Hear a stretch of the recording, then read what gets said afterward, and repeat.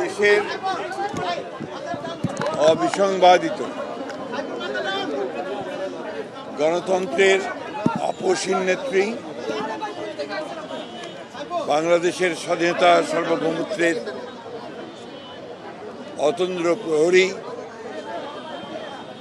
জনগণের অতি প্রিয় দেশনেত্রী বেগম খালেদা জিয়া গত প্রায় এক সপ্তাহ ধরেই তিনি গুরুতর অসুস্থ অবস্থায়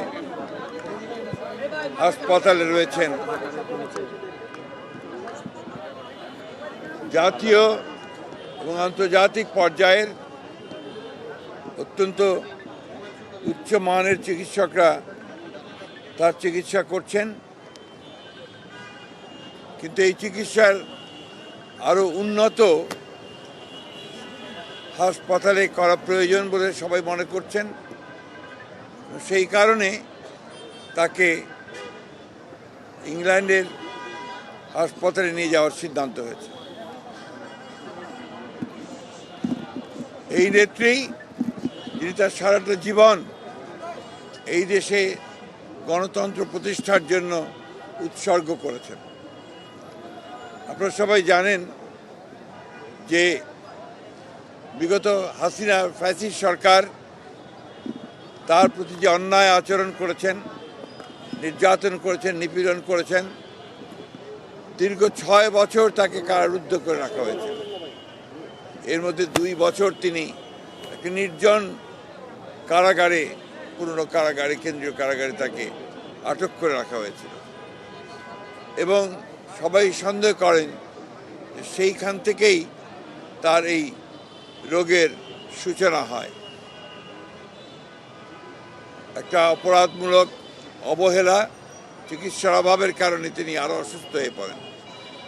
এরপরে আপনারা জানেন যে গত 4 বছর কোভিডের সময় থেকে তিনি গুরুতর অসুস্থ হয়েছিলেন। আল্লাহর অশেষ রহমতে তিনি সুস্থ হয়েছিলেন। এই কয়েকদিন ধরে আবার অসুস্থ হয়েছেন।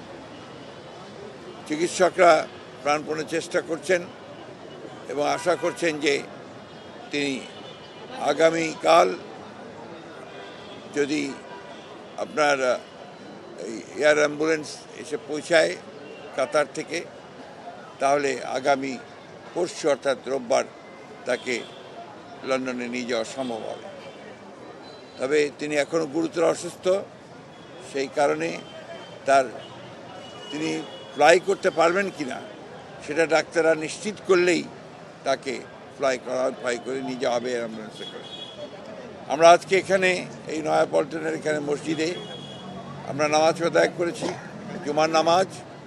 সারা দেশে আজকে জুমার নামাজের পরে বাংলাদেশের মানুষেরা দলমত নির্বিশেষে তারা আজকে এই মহান নেত্রীর জন্য, তার আরোগ্য লাভের জন্য, তিনি যে সুস্থ হয়ে আমাদের মাঝে ফিরে আসেন এবং দেশের যে সংকটময় মুহূর্তগুলোকে যেন তার অভিভাবকত্বে আমরা সবাই অতিক্রম করতে পারি, সেই দোয়া আজকে বাংলাদেশের মানুষ তার কাছে, আল্লাহ তাআলার কাছে চেয়েছেন।